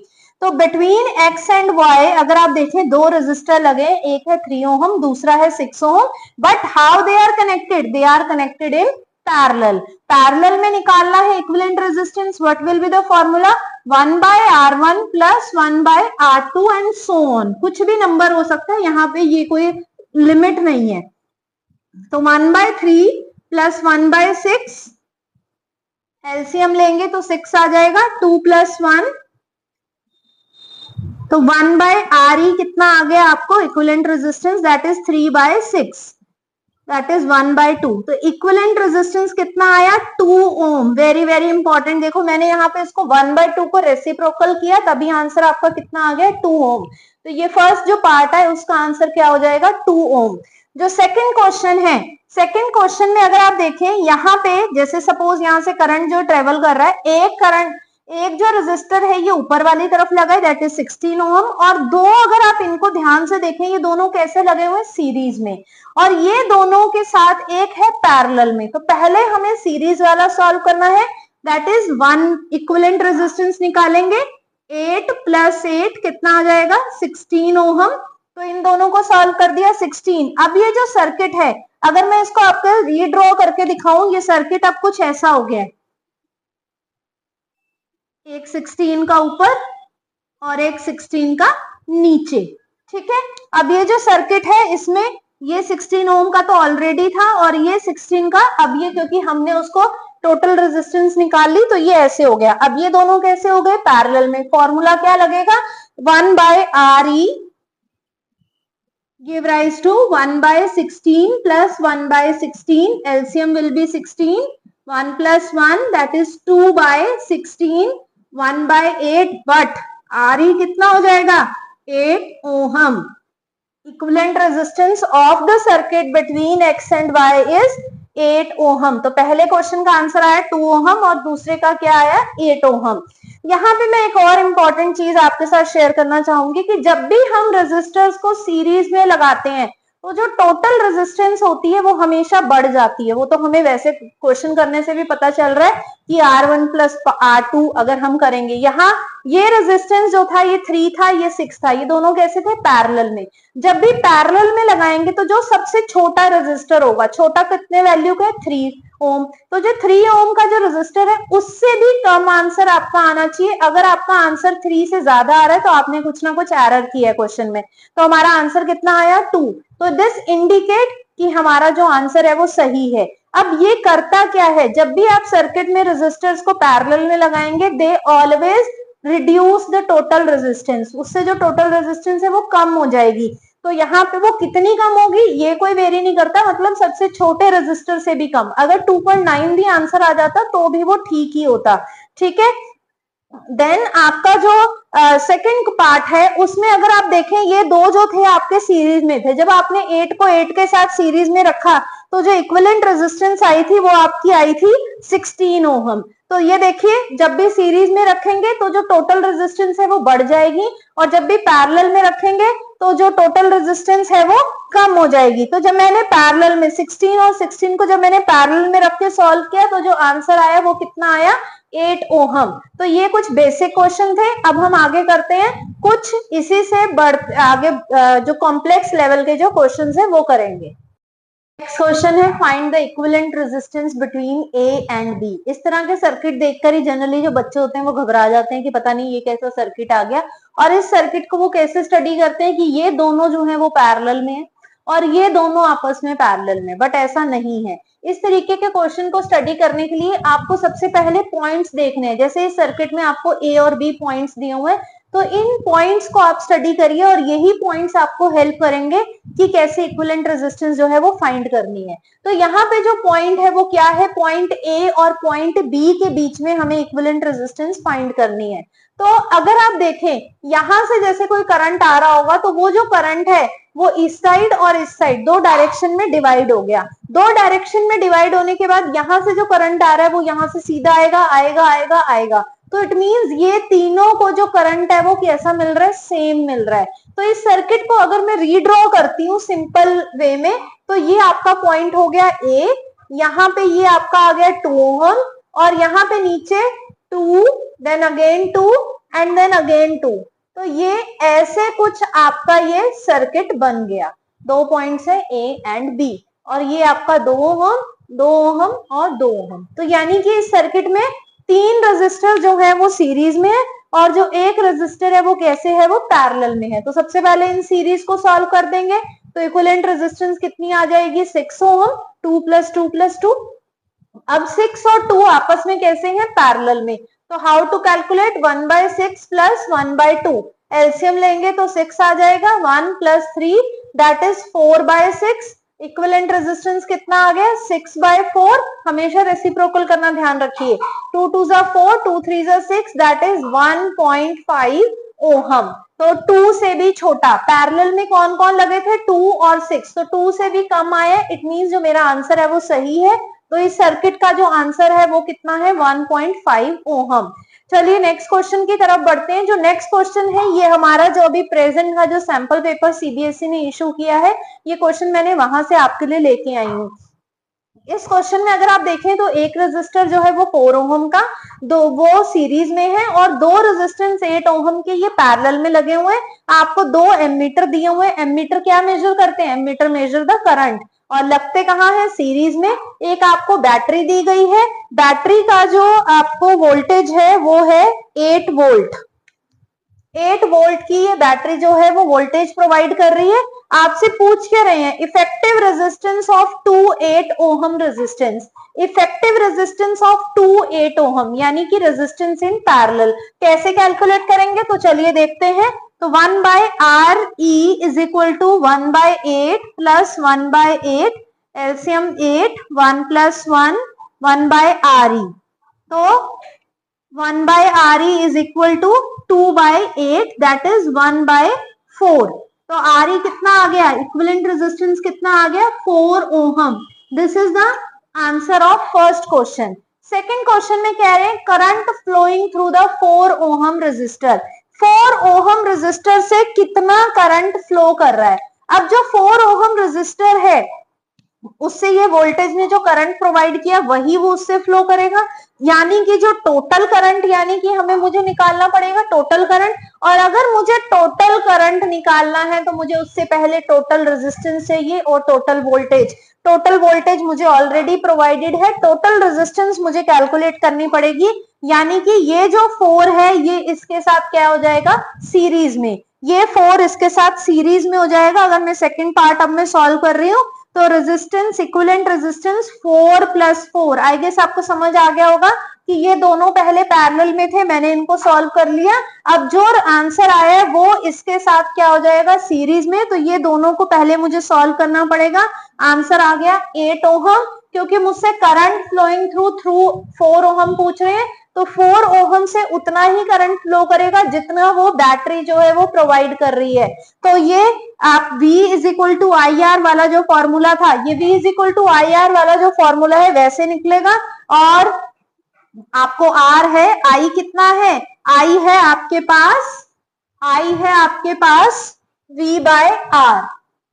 तो V है 8 ओहम, R है आपके पास 4, तो 4 × 2 = 8, यानी कि जो करंट फ्लो करेगा through the battery that will be 2 ampere, that will be the 2 ampere. The current flowing through the 4 ohm resistor will be 2 ampere. तो कितने एम्पेयर का करंट फ्लो कर रहा है 4 ओहम रेजिस्टर से, दैट इज 2 एम्पेयर। यहाँ पे मैं आपको एक और चीज बताना चाहूंगी जो मैं पहले बताना भूल गई कि V = IR जो ये फॉर्मूला है इसको आप लर्न करने की एक टेक्निक है, और वो क्या है, VIR। इसको लर्न करने के लिए मैं यहाँ लिख रही हूँ VIR। तो ये क्या बन गया, अगर मैं वायरल आजकल आप सब कुछ देखते हैं ना कि वायरल हो रहा है, तो वायरल से आप इसको लर्न रखेंगे V = IR, यानी कि वायरल। ये कौन सा फॉर्मूला है, ये है वायरल फॉर्मूला। तो इस फॉर्मूले को याद रखिएगा और इसे यूज करिएगा जब भी आपको इसकी जरूरत हो। चलिए चलते हैं नेक्स्ट क्वेश्चन की तरफ। ये भी हमारा CBSE सैंपल पेपर का क्वेश्चन है। यहाँ पे आपको 2 रेजिस्टर दिए गए हैं 24 ओहम के, और एक सीरीज में रेजिस्टर है 12 ओहम। बैटरी जो करंट प्रोवाइड कर रही है दैट इज 6 वोल्टेज, और एमीटर लगे हुए हैं 2। ये सर्किट इससे काफी सिमिलर है बट क्वेश्चन थोड़े से अलग हैं। अब यहाँ पे मुझसे पूछते हैं what will be the current in 12 ohm resistor. 12 ohm resistor लगा कहाँ है, सबसे पहले ये देखिए सीरीज में है या पैरेलल में। अगर वो रेजिस्टर सीरीज में है तो मुझे सबसे पहले टोटल जो रेजिस्टेंस है वो कैलकुलेट करनी पड़ेगी। तो चलिए करते हैं टोटल रेजिस्टेंस कैलकुलेट। सबसे पहले जो पैरेलल में है उनको सॉल्व करना पड़ेगा। 1/24 + 1/24, एलसीएम 24, 1 + 1, टोटल रेजिस्टेंस कितना आ जाएगा 24/2, दैट इज 12 ओहम। ये 12 अब इस 12 के साथ क्या हो जाएगा, सीरीज में। तो अब जो हमारा इफेक्टिव रेजिस्टेंस है वो क्या आएगा, 12 + 12 that is 24 ohm is the effective resistance. अभी रेजिस्टेंस निकलना है, अभी करंट निकालना बाकी है। तो जो फर्स्ट पार्ट है to calculate the current, which formula we will use the viral formula. तो V = IR, तो I आपको कैलकुलेट करना है, I = V/R हो जाएगा। V आपको गिवन है 6 और आपने करंट रेजिस्टेंस कितनी बताई 24, तो 6/24 यानी कि 1/4। अगर डेसिमल में निकालूं तो 0.25 ampere is the current in the 12 ohm resistor. तो that is the current in the 12 ohm resistor. ये आपका फर्स्ट पार्ट का आंसर आ गया। सेकंड क्वेश्चन में वो कह रहे हैं difference in reading of ammeter 1 and ammeter 2। ये आपका एमीटर 1 लगा हुआ है, ये आपका एमीटर 2 है। कह रहे हैं इन दोनों की एमीटर की रीडिंग का डिफरेंस निकालना है। ये बहुत ही अच्छा क्वेश्चन है। क्वेश्चन बहुत इजी है, कंसेप्चुअल बेस्ड क्वेश्चन है, बट क्वेश्चन को करने का लॉजिक आपको पता होना चाहिए। अब 12 ओहम रेजिस्टर्स, अब जैसे सपोज यहां से जो करंट है, ये बैटरी कितना करंट दे रही होगी, ये दे रही होगी 0.25 एम्पेयर का करंट, ठीक है, 0.25 एम्पेयर का करंट इसने यहां से दिया। अंदर जाके वो डिवाइड हो जाएगा, इक्वली डिवाइड होगा क्योंकि दोनों 24 सेम है। तो 0.25/2 यहाँ पे करंट जो है वो फ्लो करेगा, 0.25/2 एम्पेयर यहाँ पे, 0.25/2 एम्पेयर यहाँ पे। दोनों जब आपस में ज्वाइन किए तो ज्वाइन करने के बाद यहाँ पे कितना करंट आ गया 0.25 एम्पेयर। ये 0.25 एम्पेयर का करंट 12 ओम से निकलेगा तब भी इतना ही रहेगा। यहाँ से क्रॉस करता हुआ जब ये यहाँ पहुंचा तो यहाँ पे भी कितना ही करंट आएगा 0.25 एम्पेयर। इसका क्या मतलब हुआ, एमीटर 1 की जो रीडिंग है वो कितनी है, दैट इज 0.25 एम्पेयर। एमीटर 2 की जो रीडिंग है वो कितनी है 0.25 एम्पेयर। डिफरेंस कितना आएगा, डिफरेंस कितना आएगा, 0। It means the difference in the ammeter reading of 1 and ammeter reading of 2 will be 0। तो ये वाले जो क्वेश्चंस हैं इसके थ्रू आपको हर तरह के क्वेश्चंस आप सॉल्व कर सकते हैं। आपको कंसेप्ट्स यही लगाने हैं। मैंने ये दो क्वेश्चंस इसीलिए लिए क्योंकि दोनों क्वेश्चंस में जो आपको डाटा था, वो जो क्वेश्चंस थे वो थोड़े से अलग अलग थे। मान लो कि जो आपको डायग्राम था वो लगभग सेम ही था, सर्किट जो था वो लगभग सेम ही था, बट दोनों क्वेश्चंस में जो आपसे पूछ रहे थे वो अलग था, तो कैलकुलेशन करने का जो आपका वे था वो थोड़ा सा अलग रहेगा। तो इसीलिए मैंने इन दोनों क्वेश्चंस को उठाया। तो इन दो क्वेश्चंस के थ्रू हमारे दो मोटिव सोल्व हो जाते हैं, पहला how to solve the numerical और दूसरा सीबीएसई ने हमें सैंपल पेपर में किस तरीके से क्वेश्चंस हमें प्रोवाइड किए हैं। तो चलिए अब हम चलते हैं नेक्स्ट टॉपिक की तरफ। टू टाइप के सर्किट अभी तक पढ़े, एक है सीरीज और दूसरा है पैरेलल सर्किट। जो सीरीज सर्किट है और जो पैरेलल सर्किट है वो दोनों ही सर्किट यूज होते हैं, बट कौन सा सर्किट बेस्ट है और किस सर्किट को हमें कहाँ यूज करना है ये चीजें हमें ध्यान से देखनी चाहिए।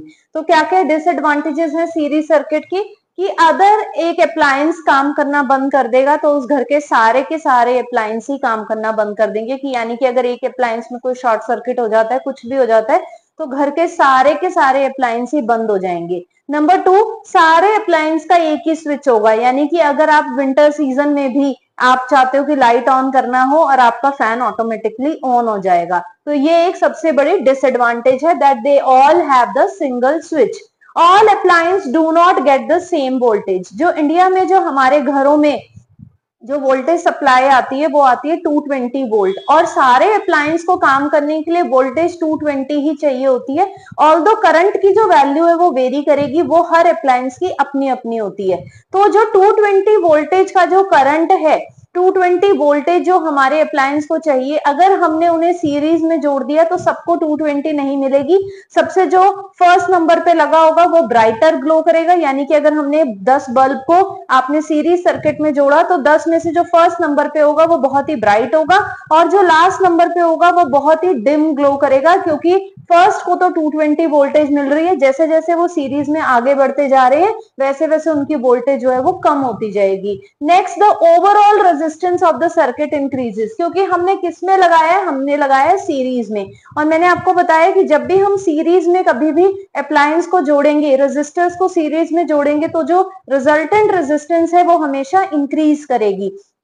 तो जब भी हम चाहते हैं कि हमारे सर्किट में जो रेजिस्टेंस है वो इंक्रीज हो जाए ताकि करंट कम से कम फ्लो करे, तो हम वहां पे उन्हें किस में लगाएंगे, सीरीज में। नेक्स्ट आता है पैरेलल सर्किट की क्या एडवांटेज है। हमारे घरों में जनरली जो अप्लायंस हैं वो सारे कनेक्टेड हैं पैरेलल में। कैसे पता चलेगा हमें, नंबर 1, सबका अपना अपना स्विच है, यानी कि अगर आप फैन ऑन करना चाहते हो तो फैन का स्विच अलग है, लाइट का स्विच अलग है। नंबर 2, सबको सेम वोल्टेज मिलती है, ऐसा नहीं है कि एक जो बल्ब है वो ब्राइट ग्लो कर रहा है, दूसरे रूम का जो बल्ब है वो डिम ग्लो कर रहा है, सबको सेम वोल्टेज मिल रही है। सबको कितनी वोल्टेज मिल रही है, अगर मैं इंडिया की बात करूं तो सबको 220 वोल्टेज मिलती है।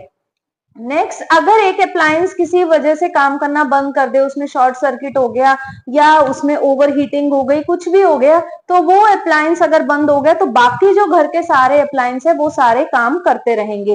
लास्ट, जो मोस्ट इंपॉर्टेंट, जो ओवरऑल रेजिस्टेंस है हमारे घर के सारे अप्लायंस की, वो क्या हो जाएगी, कम हो जाएगी, जिससे कि मैक्सिमम अमाउंट में करंट जो है वो घर में फ्लो करेगा, और जिससे सारे जो अप्लायंस है अपने अपने वोल्टेज और करंट के अकॉर्डिंगली काम करेंगे। तो चलिए कुछ सीबीएसई के और मैं आपके साथ क्वेश्चंस यहाँ पे लेकर आई हूँ। आपको इनमें से कई बार क्वेश्चन आता है, out of series and parallel which circuit is best and why. तो आपको क्या बताना है, parallel circuit is best, why, ये सारी उसकी एडवांटेजेस आ जाएंगी। नेक्स्ट, द क्वेश्चन किस टाइप से आता है, what is the highest and lowest total resistance that can be secured by combination of 4 cells of resistance, यहाँ पे आपको 4 सेल दिए हुए हैं जिनकी रेजिस्टर 4 ओहम, 8 ओहम, 12 और 24 आपको दी गई है। आपको कह रहे हैं कि इनको जब हम ज्वाइन करें तो हाईएस्ट और लोएस्ट रेजिस्टेंस क्या होगा। तो हाईएस्ट रेजिस्टेंस का क्या मतलब हुआ कि रेजिस्टेंस किस तरीके से आप इंक्रीज कर सकते हैं। तो हाईएस्ट कैसे होगा, जब आप इन सारे के सारे रेजिस्टर्स को कैसे लगाएंगे, सीरीज में। तो फॉर्मूला क्या है, equivalent resistance is equal to R1 plus R2, 4 है तो R3 प्लस R4, तो it means 4 plus 8 plus 12 plus 24, तो 8 और 4 ओवर 12, 12 12 24, 24 प्लस 24 कितने हो जाएंगे, 48 ohm is the highest resistance. तो ये आपकी कौन सी होगी, हाईएस्ट। आपको वहां मेंशन करना पड़ेगा, ये नहीं है कि एग्जामिनर अपने आप खुद से सोच ले कि कौन सी हाईएस्ट है और कौन सी लोएस्ट है। तो ये आपकी हाईएस्ट रेजिस्टेंस हो गई। लोएस्ट रेजिस्टेंस कैसे कैलकुलेट करेंगे, उसके लिए हम फॉर्मूला पैरेलल वाला लगाएंगे। तो 1/4 प्लस 1/8 प्लस 1/12 प्लस 1/24, तो इनका जो एलसीएम आएगा that will be 24, 6, 3, 2 and 1. So 1/RE is equal to 6, 7, 8, 9, 10, 12/24, that will be 24/12 और आंसर कितना आएगा, 2 ओहम। तो 2 ohm is the equivalent resistance when, और I can say it is the lowest resistance when connected in parallel. तो lowest हमेशा, मैंने आपको पहले भी बताया, जो यहाँ पे सबसे छोटी वैल्यू होगी, सबसे छोटा रेजिस्टर कितने ओम का है, 4 का, तो 4 से भी कम आएगा आंसर, तभी आपकी जो आंसर है वो करेक्ट है, अदरवाइज वो इनकरेक्ट है। तो मेरा आंसर 2 आया, इट इंडिकेट कि ये जो आंसर है ये करेक्ट है। और ये क्वेश्चन हमारा सीबीएसई में 2024 में ये क्वेश्चन आया हुआ है, तो ऐसे टाइप के क्वेश्चंस को भी प्रैक्टिस करके जरूर जाइएगा। नेक्स्ट है, how can 3 resistors of resistance, आपको 3 रेजिस्टेंस दी हुई है, 2 ओहम, 3 ओहम एंड 6 ओहम, इनको आप कैसे कनेक्ट करेंगे कि इक्विवेलेंट रेजिस्टेंस जो है वो एक बार 4 ओहम आए और एक बार 1 ओहम आए। ये जो क्वेश्चन है ये हिट एंड ट्रायल का क्वेश्चन है, यानी कि इसमें आपको रेजिस्टर्स को कनेक्ट कर करके देखना पड़ता है कि कैसे आएगा 4 और कैसे आएगा 1। तो अगर मैं 4 को देखूं तो 4 जो है वो 2 और 3 से तो ग्रेटर है, इट मींस यहाँ पे जो तीनों रेजिस्टर्स हैं इनको मैं पैरेलल में लगाऊंगी तब तो आंसर 4 आएगा नहीं, क्योंकि जो इक्विवेलेंट रेजिस्टेंस के जो आंसर है दैट इज ग्रेटर देन 3, तो यानी कि 2 रेजिस्टेंस है वो बड़ा है, but it is smaller than 6, यानी कि वो सीरीज में भी नहीं है। और जो 1 है ये मुझे देखने में ऐसा लग रहा है कि ये तीनों रेजिस्टर्स को पैरेलल में ज्वाइन करके आया है। तो चलिए पहले 1 को ही हम सॉल्व करते हैं। मैंने कहा कि शायद ये जो तीनों रेजिस्टर्स हैं इनको पैरेलल में ज्वाइन किया हुआ है, तो चलिए देखते हैं क्या ये सही है या नहीं। ये 2 पॉइंट्स है ए एंड बी, तो 2 ओहम, 3 ओहम एंड 6 ओहम के रेजिस्टर्स हैं हमारे पास। 1/2 प्लस 1/3 प्लस 1/6, एलसीएम कितना आ जाएगा, एलसीएम आ जाएगा 6, 2 3 जा, 3 2 जा एंड 1, तो 1/RE is equal to 6/6। Yes I was right, मैं सही कह रही थी कि 1 ओहम कैसे आएगा, when we connect all the 3 resistors in parallel. तो यहां से हमारा फर्स्ट पार्ट तो सॉल्व हो गया है। अब हम करते हैं सेकंड पार्ट। जो सेकंड पार्ट है उसमें मैं हिट एंड ट्रायल लगाऊंगी, आपको भी वैसे ही करना है, इसका कोई ऐसा नहीं है कि आप इस मेथड से करेंगे तो ये हो जाएगा। तो यहाँ पे आप पहले ले लेते हैं हम कि 2 वाला जो है वो सीरीज में है और जो 3 और जो 6 ओहम है, क्योंकि मैंने ये ऐसा इसलिए चुना क्योंकि 2 से वो ग्रेटर है, जो नंबर है वो 2 से ग्रेटर है, इट मींस कहीं ना कहीं हो सकता है कि ये जो 3 ओहम और जो 6 ओहम वाले रेजिस्टर है ये जो है ये पैरेलल में लगे हुए हैं। तो सॉल्व करके देखते हैं, इक्विवेलेंट रेजिस्टेंस निकाल के देखते हैं इनकी। तो 1/RE is equal to 1/3 plus 1/6, LCM will be 6, 2 plus 1, RE is equal to 6/3। Yes मैं बिल्कुल सही थी, इसका मतलब इक्विवेलेंट रेजिस्टेंस कितना आ गया, 2 ओहम। अब ये जो 2 ओहम का जो रेजिस्टर है ये इसके साथ कैसे हो जाएगा, सीरीज में। मैं आपको इसको डायग्राम के थ्रू भी समझाती हूँ कि ये होगा क्या। अब ये जो रेजिस्टर ऑलरेडी जो हमें गिवन था ये 2 ओहम, और ये जो हमारा अब जो न्यूमेरिकली सॉल्व करके आया है ये 2 ओहम, ये दोनों कैसे हो गए हैं, ये दोनों हो गए हैं सीरीज में। तो सीरीज का इक्विवेलेंट रेजिस्टेंस कैसे निकलेगा, 2 + 2 and our answer is here that is 4 ohm. तो हमारा जो 4 ओहम जो आंसर है वो यहाँ पे आ गया है। आपको ऐसे क्वेश्चंस में सर्किट भी ड्रॉ करके दिखाना है और साथ ही पूरा का पूरा सॉल्व करके दिखाना है that how you can join the 3 resistors so as to obtain the equivalent resistance of 4 and 1। कुछ भी वैल्यू हो सकती है यहाँ पे, ऐसा कोई लॉजिक नहीं है कि भाई आपको इसी तरीके से सॉल्व करना है, ये हिट एंड ट्रायल बेस्ड है। हो सकता है कि आपको ये 2 और 6 पैरेलल में लगाने पड़ जाते, हो सकता है कि आपको 2 सीरीज में होते। ये सर्किट में ऐसे भी पॉसिबल है कि 2 रेजिस्टर ऐसे सीरीज में हो और तीसरा ऐसे पैरेलल में हो, तो ये भी गलत नहीं है। मैं आपको ये पॉसिबिलिटी बता रही हूँ कि ये भी पॉसिबिलिटी हो सकती थी कि 2 सीरीज में एक पैरेलल में, यहाँ 2 पैरेलल में थे और एक सीरीज में। तो ऐसे ही और क्वेश्चंस करते हैं। चलिए अब हम सीबीएसई 2025 का एक बहुत ही अच्छा क्वेश्चन मैं आपके साथ लेके आई हूँ। Study the circuit and calculate. ये हमें एक सर्किट डायग्राम दिया गया है जिसमें 2 पैरेलल में 10 और 15 ओहम है और एक यहाँ पे 60 और 40 भी पैरेलल में है। सबसे पहले वो क्या कह रहे हैं, calculate the total resistance of the circuit. Total resistance पहले हम इन दोनों को पैरेलल में सॉल्व करेंगे, तो पैरेलल का फॉर्मूला लगाते हैं। 1/RE = 1/10 + 1/15, एलसीएम हो जाएगा 30, 3 + 2 दैट इज 5/30, 1/6, तो RE यहाँ पे कितना आ जाएगा, 6 ओहम। ये हमारा इनको पैरेलल को सॉल्व करके आया। अब अगर मैं दूसरे पैरेलल को सॉल्व करूं दैट इज 1/60 + 1/40, एलसीएम आ जाएगा 240, 4 + 6 that is 10/240 and RE will be 24 ohm. तो ये 2 हमारे पैरेलल सर्किट को सॉल्व करके आए। अब ये जो सर्किट में ये जो फर्स्ट और सेकंड रेजिस्टर है ये दोनों कैसे हो जाएंगे, ये दोनों हो जाएंगे हमारे सीरीज में। तो सीरीज में जब हम इन्हें सॉल्व करेंगे तो resultant resistance will be 6 + 24 and it will be 30 ohm. तो this is the first answer that is 30 ohm, that is the total resistance of the circuit. Now the total current drawn from the source. Total current find out करने के लिए हमें total resistance चाहिए होता है और total voltage. Total resistance अभी हमने कैलकुलेट किया और टोटल वोल्टेज हमें ऑलरेडी गिवन है, वो कितना है, 15 वोल्ट। तो टोटल वोल्टेज है, टोटल रेजिस्टेंस है, टोटल करंट निकाल लेते हैं। कौन सा फॉर्मूला यूज करेंगे, वायरल फॉर्मूला। वायरल फॉर्मूला कौन सा है, दैट इज V = IR। इस फॉर्मूले को हम क्या कहते हैं, वायरल फॉर्मूला। तो V कितना है हमारे पास, 15, R कितना है, 30, तो I हमारा निकल जाएगा। I कितना आएगा, 15/30 that is 1/2 that is 0.5 ampere. तो करंट क्या आ गया, 0.5 एम्पेयर। ध्यान से यूनिट जरूर लगाइएगा वरना आपका हाफ मार्क्स बड़े इजीली डिडक्ट हो जाएगा। तो आप बड़ा पछताते हैं फिर बाद में कि हमने ये सारा क्वेश्चन इतने अच्छे से मेहनत से सॉल्व किया और यूनिट के चक्कर में मार्क्स गवा दिया। Now the potential difference across the parallel combination. इस कॉम्बिनेशन के अगेंस्ट हमसे पूछ रहे हैं पोटेंशियल डिफरेंस कितना होगा।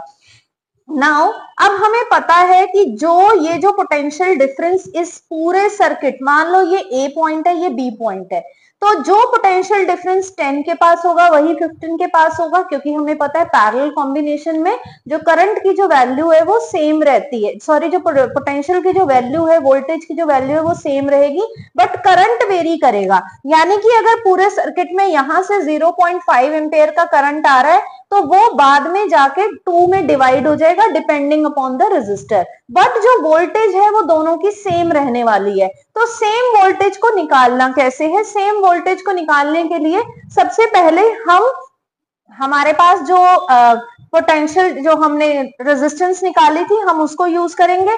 तो इसकी जो रेजिस्टेंस थी वो कितनी थी, 6 ओहम, क्योंकि जो टोटल इक्विवेलेंट रेजिस्टेंस के अगेंस्ट पोटेंशियल डिफरेंस होगा, वही इंडिविजुअल के अगेंस्ट होगा। तो हम उसको ले या उसको ले, दोनों एक ही आंसर आने वाला है। तो यहाँ पे ये 6 ओहम है। देन करंट कितना था, करंट वाज 0.5 एम्पेयर, तो वोल्टेज कितनी आ जाएगी, V is equal to I R, that is 0.5 into 6, और वो कितनी आ जाएगी आपकी 3 वोल्ट। तो यहाँ पे ये कितनी वोल्टेज आ गई है, 3 वोल्ट। अब अगर मैं ये क्वेश्चन को इस तरीके से कहूं कि 60 और 40 के अगेंस्ट अगर आपसे कोई पूछती तो पोटेंशियल डिफरेंस क्या होगा, तो अगर मैं उसको सॉल्व करती हूँ तो देखो कैसे आएगा, अक्रॉस 60 एंड 40 ओम। अब अगर हम देखें उस केस में जो R की वैल्यू आई थी वो कितनी आई थी, वो आई थी 24, और करंट वही सेम रहेगा, दैट इज 0.5 एम्पेयर। अगेन हम वायरल फॉर्मूला यूज कर रहे हैं, V is equal to I R, 0.5 into 24, answer comes out 12 volt. अब आप इसको क्रॉस चेक कैसे कर सकते हैं कि आपका आंसर सही है या नहीं। ये कितना है 12, ये कितना है 3, दोनों को ऐड करेंगे 15, और जो हमारी बैटरी जो वोल्टेज दे रही थी वो भी कितनी थी, 15। इट मींस जो हमने कैलकुलेशन की है वो बिल्कुल सही है। So this is all about the numericals which were related to the topic, how the various circuits are arranged, how the resistance are arranged in series and parallel। तो ये CBSE के जितने भी प्रीवियस ईयर्स में paper आए में questions आए हुए मैं वही करवा रही हूँ। हो सकता है कि आपके एग्जाम में भी 1 या 2 क्वेश्चन इन्हीं में से आ जाए।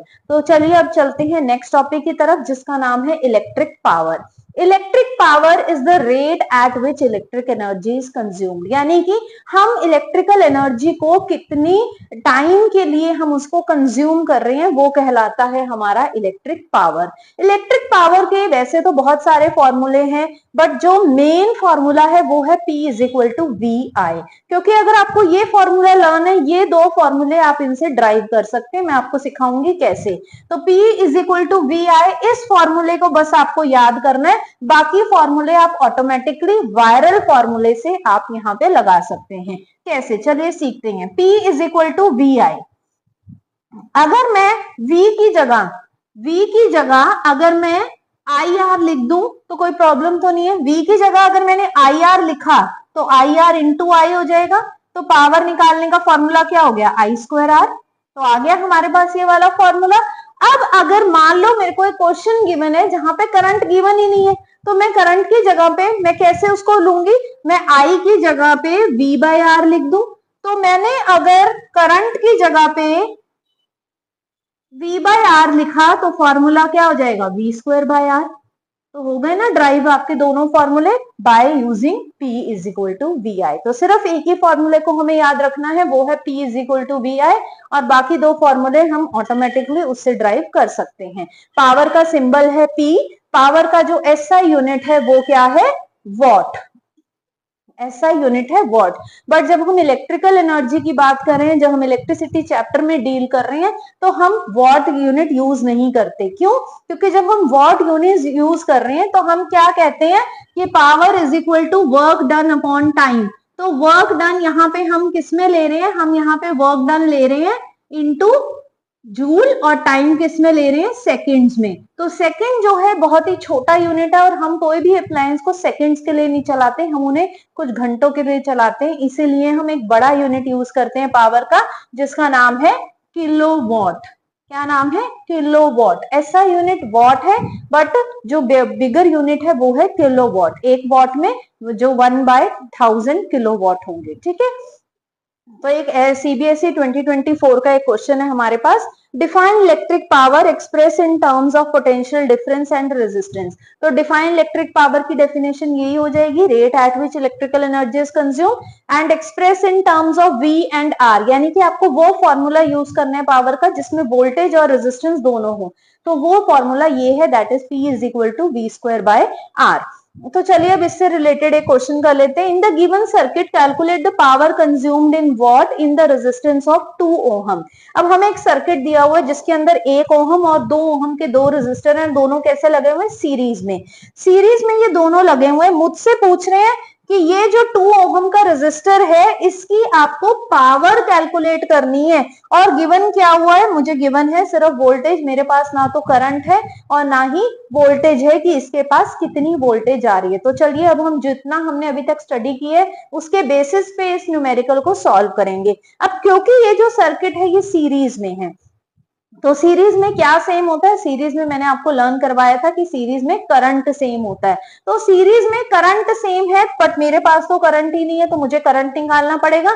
तो सबसे पहले मैं निकालूंगी इक्विवेलेंट रेजिस्टेंस, क्योंकि टोटल रेजिस्टेंस निकालना पड़ेगा तभी पूरे सर्किट की बात कर पाऊंगी। और इक्विवेलेंट रेजिस्टेंस कितना आएगा, 3 ओहम। तो इक्विवेलेंट रेजिस्टेंस जो आ गया वो आ गया 3 ओहम। और आपके पास सर्किट की जो वोल्टेज दे रखी है वो कितनी दे रखी है, 6 वोल्ट। बट सीरीज में वोल्टेज जो होती है वो वेरी करती है। अब आपके पास 3 ओहम आ गया, आपके पास ये 6V है। पहले मैं होल सर्किट का, पूरे सर्किट का करंट निकालूंगी, पूरे सर्किट का करंट। V is equal to IR formula use करूंगी। V है मेरे पास 6 और टोटल ये रेजिस्टेंस है 3, तो आपके पास टोटल करंट कितना आ जाएगा, आपके पास टोटल करंट आएगा 2 एम्पेयर। तो 2 एम्पेयर इज द करंट। ये आपके पास पूरे सर्किट का करंट आ गया। तो पूरे सर्किट का मेरे पास अब करंट है, मेरे पास पूरे सर्किट की वोल्टेज है, पूरे सर्किट का रेजिस्टेंस है। तो अब मैं पावर निकालूंगी। पावर निकालने के लिए जो मैं फॉर्मूला यूज करूंगी, क्योंकि ये सीरीज में है तो मैं सीरीज में जो फॉर्मूला यूज करूंगी, जो मैं सेफ साइड पे रहने के लिए मैं वो फॉर्मूला यूज करूंगी I²R। तो I स्क्वायर, क्योंकि सीरीज में जो करंट होता है वो सेम होता है, तो I कितना आया 2 का स्क्वायर, रेजिस्टेंस कितना था 2, तो 2 2 जा 4, 4 2 जा 8 और SI यूनिट वॉट। तो पावर कितनी आ गई, 8 watt. This is how we will calculate. ध्यान रखिएगा, आपको ये चीज नोटिस करनी है कि वो जो सर्किट है उसमें जो रेजिस्टर्स है वो सीरीज में लगे हैं या पैरेलल में लगे हैं। अगर वो सीरीज में लगे हैं तो आपको कैलकुलेट करने का जो तरीका है वो चेंज हो जाएगा। अगर वो पैरेलल में है तो कैलकुलेट करने का जो तरीका है वो अलग हो जाएगा। सीरीज में कैलकुलेट करते टाइम आपको ध्यान देना है कि आपको जो फॉर्मूला है वो P is equal to I²R लगाएं, तब ज्यादा बेस्ट रहेगा। और जब आप पैरेलल में सॉल्व कर रहे हैं तो P is equal to V²/R फॉर्मूले को आप ज्यादा यूज करेंगे। तो चलिए अब हम नेक्स्ट टॉपिक की तरफ बढ़ते हैं। CBSE 2025 का नेक्स्ट क्वेश्चन है, consider 2 lamps A, B of rating. Rating का क्या मतलब होता है, वहां पे हमें वो पावर और वोल्टेज कितनी वो लेगा वो बताते हैं। तो रेटिंग कितनी है 50 वॉट और 220 वोल्ट। किसका, लैंप ए के बारे में हमें क्या दिया हुआ है, साथ साथ लिख भी लेना है आपको तो इजी हो जाता है। वॉट क्या होता है, पावर, यानी कि 50 वॉट आपको उसकी पावर दी है, और वोल्टेज क्या दी है 220 वोल्ट। दूसरी तरफ हमें लैंप बी दिया हुआ है जिसका हमें डाटा दिया है। लैंप बी की जो पावर है वो कितनी है 25 वॉट और जो वोल्टेज है वो कितनी है 220 volt. Find the resistance of 2 lamp, यानी कि हमें रेशो निकालनी है RA रेशो RB। तो हमें P और V गिवन है। अभी हमने पावर के कुछ हमें फॉर्मूलेज किए थे, तो अगर हम उनको देखें तो मैंने आपको कहा था हमें बेसिक फॉर्मूला याद रखना है, और वो जो बेसिक फॉर्मूला था वो क्या था, that is P is equal to VI। अब आप सोचिए क्या हम इस फॉर्मूले से यूज करके रेजिस्टेंस निकाल सकते हैं, निकाल तो सकते हैं बट जो वो मेथड होगा वो बड़ा ही लॉन्ग हो जाएगा। रीजन, आप पहले करंट निकालेंगे, फिर वो जो करंट की वैल्यू है वो आप ओम्स लॉ में लगाएंगे, that is V is equal to IR।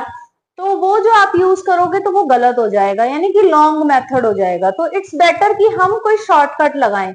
अब मैंने आपको कहा था VI से ही हम कैलकुलेट कर सकते हैं, तो वो कैसे कैलकुलेट करेंगे, यहाँ पे P is equal to VI है, तो V की जगह अगर मैं IR लगा दूं तो क्या हो जाएगा IR into I, that is I²R। तो ये वाला फॉर्मूला भी नहीं चलेगा। थर्ड, मैंने आपको क्या कहा था, I की जगह मैं क्या लगा दूं, मैं लगा दूं V इंटू R। तो यानी कि क्या हो जाएगा, मुझे I को रिप्लेस करना है, I को रिप्लेस करना है तो क्या हो जाएगा V/R। तो V into V/R that is V²R। तो ये वाला मेथड हमारा चलेगा, P is equal to V²/R। अब मुझे निकालना R है, तो can I do V² by P, तो सीधा ही हम ये कर लेते हैं वी स्क्वायर बाय पी। अब इस मेथड को यूज कैसे करना है? इस मेथड को यूज करेंगे हम, पहले इसकी रेजिस्टेंस लिख लेते हैं। R A is equal to lamp A है वी स्क्वायर 220 का होल स्क्वायर बाय 50, है ना। ऐसे ही हम आर बी लिख लेते हैं यहाँ पे, तो वो क्या हो जाएगा 220 का होल स्क्वायर डिवाइडेड बाय 25। अब रेशियो निकालनी है। आप कहोगे तो इसको आप लॉन्ग मेथड से सॉल्व करोगे तो बहुत टाइम लग जाएगा, मैं आपको शॉर्टकट बता रही हूँ।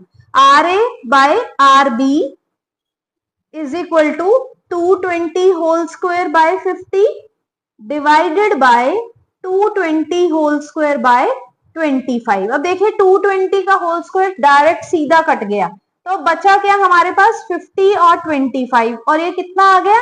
अगर आप इसको देखें तो ये क्या था 1/50 इंटू 25/1 कटिंग की, तो जो आंसर आया हमारा वो कितना आ गया? R A by R B is equal to 1/2, यानी कि 1:2 is the answer. Very easily calculation हो गई, हमने कोई टफ कैलकुलेशन नहीं की, कोई मल्टीप्लीकेशन नहीं, कोई डिवीजन नहीं, बहुत ही सिंपल तरीके से ये न्यूमेरिकल हो गया। तो ऐसे ही आप और भी न्यूमेरिकल्स की प्रैक्टिस कीजिएगा ताकि आपको कोई भी इलेक्ट्रिसिटी से रिलेटेड कोई भी आपका न्यूमेरिकल छूटे ना। नेक्स्ट हम चलते हैं अब topic electrical energy. Electrical power हमने पढ़ा, rate of consuming the energy. तो what is electrical energy? Electrical energy is power into time, यानी कि जो वो अप्लायंस पावर दे रहा है हम उसको कितने टाइम तक उसको यूज कर रहे हैं वो कहलाएगा हमारा इलेक्ट्रिकल एनर्जी। जब भी हमने इलेक्ट्रिकल एनर्जी के क्वेश्चन करने हैं, ध्यान से सुनिएगा, हमने जो पावर लेनी है वो किस में लेनी है? किलोवाट में। मैंने कहा पावर को हमने किलोवाट में लेना है, तो पावर को जब आप किलोवाट में लोगे तो यानी कि जब आपको वॉट में दी होगी तो आप क्या करोगे? उस वॉट वाले को डिवाइड बाय 1000 कर दोगे, तो वो आपके किस में कन्वर्ट हो जाएगा? किलोवाट में। और जो टाइम है उसको आपने किस में लेना है? उसको आपको लेना है आवर्स में, और हमें टाइम जनरली किस में दिया होता है? सेकेंड्स में। तो टाइम को आपको किस में कन्वर्ट करना है? आवर्स में। तो जो इलेक्ट्रिकल एनर्जी आपकी निकल के आएगी वो किस में निकल के आएगी? In kilowatt hour. तो इस चीज पे ध्यान दीजिएगा। और वैसे मैंने इससे रिलेटेड एक आपके साथ शॉर्ट्स वीडियो भी शेयर की थी कि 1 किलोवाट आवर किसके इक्वल होते हैं? 3.6 इंटू 10⁻⁶ जूल। इस चीज को आप लर्न कीजिएगा कि 1 किलोवाट आवर किसके इक्वल है? 3.6 इंटू 10⁻⁶ जूल। कैसे ये वैल्यू आई, कैसे आप 1 किलोवाट आवर को जूल में कन्वर्ट कर सकते हो, उसके लिए एक शॉर्ट वीडियो है, वहां पे जाकर आप देख सकते हैं। तो पहले हम इसी के बेसिस पे न्यूमेरिकल करते हैं, उसके बाद मैं आपको यूनिट का कंसेप्ट बताऊंगी। For a heater rated 4 kilowatt and 220 volt calculate the following energy consumed in 2 hours and if 1 kilowatt hour is price at ₹4.50 then the cost of energy consume हमें फाइंड करने हैं। ये जो क्वेश्चन है CBSE term 2 में 2021-22 का ये question है। तो सबसे पहले पावर की आपको रेटिंग दी हुई है, यानी कि आपको किलोवाट दे रखी है, तो किलोवाट क्या है? पावर। यानी कि मुझे इस क्वेश्चन में ऑटोमेटिकली जो पावर है वो किलोवाट में दी हुई है, मुझे कन्वर्ट करने की जरूरत नहीं है। वोल्टेज कितनी दी हुई है? 220 वोल्ट। और कह रहे हैं energy consumed in 2 hours, time दिया हुआ है आवर्स में। ये भी बहुत अच्छी बात है कि मुझे टाइम्स आवर में दिया हुआ है, यानी कि बहुत ही सिंपल क्वेश्चन है, मुझे कुछ भी कन्वर्जन करने की जरूरत नहीं है। सबसे पहले एनर्जी निकालनी है, एनर्जी कंज्यूम्ड। तो इलेक्ट्रिकल एनर्जी का फॉर्मूला क्या है? Power into time, 4 into 2। तो इलेक्ट्रिकल एनर्जी कितनी आ गई? 8 kilowatt hour. 8 kilowatt hour is the electrical energy consume.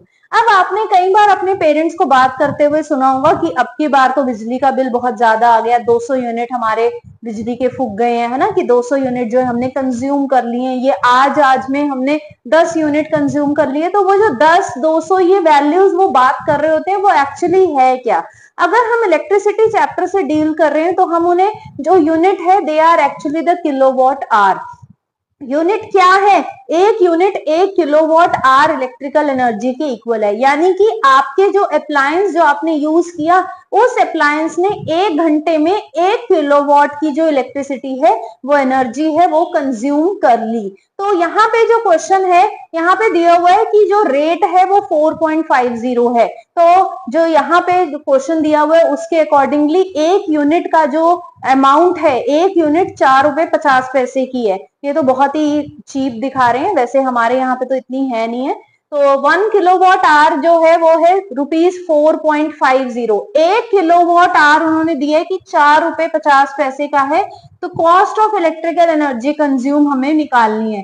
तो cost of electrical energy consume जो आप निकालते हैं, उसको निकालने का जो फॉर्मूला है, जो सिंपल सा, वो है आप जो भी आपकी इलेक्ट्रिकल एनर्जी आई है उसको मल्टीप्लाई कर देंगे कॉस्ट ऑफ 1 यूनिट से। तो कॉस्ट ऑफ 1 यूनिट से आप मल्टीप्लाई करेंगे, इलेक्ट्रिकल एनर्जी कितनी आई आपकी 8, कॉस्ट कितनी है 4.50। तो डेसिमल हटा देते हैं, या हम सीधा भी मल्टीप्लाई कर सकते हैं इसको। तो 4.50 into 8, that comes out 36 rupees. तो 36 रुपीज का बिल आएगा अगर आप उस अप्लायंस को यूज करते हैं। ठीक है, तो इस तरीके से आपको कुछ भी वो दे सकते हैं। ये क्वेश्चन बहुत ही इजी था क्योंकि इसमें मुझे जो पावर दी गई थी वो भी किलोवाट में थी और जो टाइम था वो भी आवर्स में था। तो जनरली जो क्वेश्चन अगर मैं कहूँ एक टफ क्वेश्चन आएगा तो उसमें ये सब कुछ चीजें जो हैं वो आपको सिंपल नहीं दी होंगी, वहां पे आपको कन्वर्जन्स करनी पड़ेंगी। तो ध्यान से कीजिएगा क्वेश्चन को। Now moving to the next topic, that is heating effect of electric current. Heating effect of electric current कहता क्या है? वो कहता है कि जब भी एक अप्लायंस एक कंडक्टर में से करंट पास कर रहा है, तो जब करंट पास करेगा ऑब्वियसली वो मोशन में है, तो मोशन की वजह से वो हीट अप हो जाएगी, जो डिवाइस है वो हीट अप हो जाएगी और उसी हीट अप होने को, उसी अपनी जो हीट जनरेट करने को हम क्या कहते हैं? Heating effect of electric current. When a current passes through a conductor, कि जब भी एक करंट पास करेगा एक कंडक्टर में से, the conductor become hot after some time, जो कंडक्टर है वो थोड़े टाइम बाद गर्म हो जाएगा। And produces heat. इवन हमारा जब हम फोन को चार्ज करते हैं तो अब भी आपने देखा होगा कि जो हमारा फोन है वो गर्म हो जाता है कई बार, वो भी इसी वजह से हो रहा है क्योंकि उसमें करंट पास कर रहा है और करंट पास होते टाइम मोशन की वजह से हीट एनर्जी जनरेट हो रही है, यानी कि वहां पे electrical energy will get converted into heat energy. तो उसे हम क्या कहते हैं? Heating effect of electric current. ये तो थी डेफिनेशन पार्ट। अब वो कितनी हीटअप होगी उसको हम जूल्स लॉ ऑफ हीटिंग से एक्सप्लेन करते हैं। तो जूल्स लॉ ऑफ हीटिंग क्या कहता है कि heat produced is directly proportional to current. अगर हम इमेजिन करें कि एक अप्लायंस है जिसका जो रेजिस्टेंस है वो R है और उसमें करंट जो है वो I फ्लो कर रहा है फॉर टाइम T, तो हीट अप कितना होगा वो डिपेंड करेगा स्क्वायर ऑफ करंट पे। हीट अप वो कितना करेगा वो डायरेक्टली प्रोपोर्शनल होगा उसके रेजिस्टेंस पे, and the heating effect will be directly proportional to the time. तो इसका जो फॉर्मूला निकल के आ रहा है that is H is equal to I square RT। अब ये जो heating effect of electric current है, क्योंकि हीट एक तरह की एनर्जी है और जब हीट एक तरह की एनर्जी है तो इसीलिए जो SI यूनिट है इसका वो क्या है? SI यूनिट है joule. SI unit of heating effect is joule. तो ये हमारा heating effect of electric current है। इससे जुड़े अब हम कुछ न्यूमेरिकल्स करते हैं। नेक्स्ट अब न्यूमेरिकल कर रहे हैं जो कि CBSE में 2024, 22 और 21 तीनों बार ये क्वेश्चन रिपीट हुआ है। A 5 ohm resistor is connected across a battery of 6 volt। तो हमें गिवन क्या है? जो रेजिस्टेंस है 5 ohm, वोल्टेज कितनी गिवन है? 6 volt. Calculate the energy that dissipate as heat. तो यानी कि हीट एनर्जी वो मुझसे पूछ रहे हैं और टाइम दे रखा है 10 सेकेंड्स। तो ये सबसे पहले जब भी हमने न्यूमेरिकल करना है तो हमें गिवन क्या क्या है और हमसे पूछ क्या रहे हैं, यानी कि what we have to find, ये सब आपको डाटा हमेशा लिखना चाहिए। उसके बाद जो नेक्स्ट चीज आएगी वो आएगा आपका न्यूमेरिकल। तो हीटिंग इफेक्ट निकालने का जो फॉर्मूला है that is H is equal to I square RT, और यही फॉर्मूला आपको एज सच लिख लेना है। ये लिख लिया, अब आप वैल्यूज पुट करेंगे I की। अच्छा, I तो हमारे पास है ही नहीं, तो सबसे पहले हमें I कैलकुलेट करना पड़ेगा। I कैसे कैलकुलेट करेंगे? R और V है हमारे पास, तो V is equal to IR। तो I क्या हो जाएगा? V bye R। V कितना है? 6, R कितना है? 5। मैं इसको ऐसे ही रख रही हूँ क्योंकि हो सकता है आगे जाके इसमें कटिंग हो जाए। तो h is equal to values put करते हैं, i कितना है 6/5 का स्क्वायर है यानी कि 6/5 इंटू 6/5, r है 5 एंड t है 10। तो 5 से 5 कट गया, 5 2 जा 10, तो 6 6 जा 36, 36 2 जा 72। तो 72 joule is the heat dissipated or the energy dissipated as heat। तो ये था हमारे हीटिंग इफेक्ट के कुछ क्वेश्चन। अब हम हीटिंग इफेक्ट की जो प्रैक्टिकल एप्लीकेशन पे जो क्वेश्चन जनरली आते हैं, आपके भी पेपर में हो सकता है, प्री बोर्ड्स में या मिड टर्म में या आपके बोर्ड के एग्जाम में एक क्वेश्चन आपको पक्का देखने को मिलेगा, that is based on the practical application of heating effect. तो सबसे पहले जो हीटिंग इफेक्ट पे हमारे घरों में कौन कौन से डिवाइसेस हैं जहां पे बेसिकली हम उन डिवाइस को डील कर रहे हैं based on the heating effect, वो है हीटर। हीटर हीटअप हो जाता है, iron, electric toaster, electric oven और इवन जो इलेक्ट्रिक केटल है that are based on the Joule's law of heating, that is the जहां पे हम उस अप्लायंस को यूज कर रहे हैं because they heat up when the electric current is pass through them. अब जो इलेक्ट्रिक बल्ब है, इलेक्ट्रिक बल्ब भी हीटिंग इफेक्ट पर ही बेस्ड है। इलेक्ट्रिक बल्ब का जो फिलामेंट है वो किसका बना होता है, वो बना होता है टंगस्टन का, टंगस्टन जो कि W, तो टंगस्टन का सिंबल है W और इसका मेल्टिंग पॉइंट कितना है 3380। कई बार एग्जाम में इसका जो मेल्टिंग पॉइंट है वो राउंड ऑफ करके 3500 भी आ जाता है। राउंड ऑफ करके कितना दे देंगे, वो राउंड ऑफ करके दे देंगे कि 3500 डिग्री सेल्सियस न्यूमेरिकल आ सकता है। आपको एमसीक्यू के टर्म्स में वो पूछ सकते हैं कि टंगस्टन का मेल्टिंग पॉइंट कितना है। ये जो फिलामेंट है इसको क्यों यूज करते हैं, why tungsten is use as the heating filament of electric bulb, answer क्या आएगा, बिकॉज जो आपका ये टंगस्टन है इसका मेल्टिंग पॉइंट इतना हाई है कि ये मेल्ट नहीं होगा और जब मेल्ट नहीं होगा तो सर्किट ब्रेक नहीं करेगा। तो जो फिलामेंट है it will heat up and become hot and emit light. ये फिलामेंट हीट अप हो जाता है और हीट अप करके क्या करेगा, ये लाइट को एमिट करेगा। ये इतना ज्यादा हीट अप हो जाएगा कि ग्लो करने लगेगा और ग्लो करके ये लाइट को प्रोड्यूस करेगा। तो ये है हमारा जो फिलामेंट के बेसिस पे प्रैक्टिकल एप्लीकेशन। जो बल्ब है, बल्ब को जनरली एक इनएक्टिव गैस से फिल किया जाता है। वो इनएक्टिव गैस या तो नाइट्रोजन होगी या आर्गन होगी, ताकि जो फिलामेंट है, जो आपका बल्ब है, उसकी जो लाइफ है वो बनी रहे, यानी कि जो बल्ब है वो ज्यादा टाइम तक काम कर सके। देन आता है fuse. Fuse is very very important component. Fuse जो है हमारे अप्लायंस में, हमारे यानी कि घरों में भी लगा होता है, बट आज के टाइम में फ्यूज को रिप्लेस कर दिया है MCB. MCB is the miniature circuit breaker. MCB आज के टाइम में जो हमारे घरों में यूज होते हैं instead of fuse, that is miniature circuit breaker.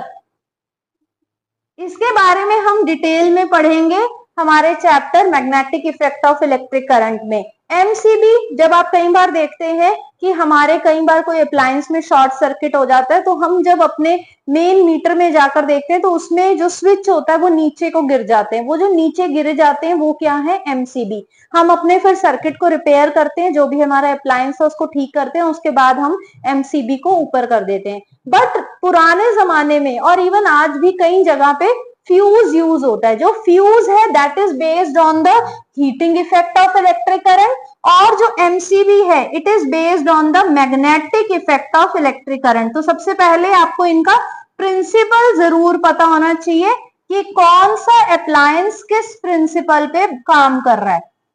यानी कि जो फ्यूज है that works on the principle of heating effect of electric current और MCB works on the principle of magnetic effect of electric current. अब fuse काम कैसे करता है, सबसे पहले फ्यूज को लगाते कैसे हैं। फ्यूज को हमेशा हमने सीरीज में लगाना है। जब भी हम कोई भी सर्किट बना रहे हैं तो सर्किट में फ्यूज हमेशा सीरीज में लगेगा। क्यों लगेगा, क्योंकि अगर करंट स्पेसिफाइड वैल्यू से ज्यादा आ जाए या कम आ जाए तो फ्यूज वायर जो होती है वो इतनी पतली होती है कि वो मेल्ट कर जाती है, और जैसे ही फ्यूज वायर मेल्ट करेगी सर्किट ब्रेक हो जाएगा।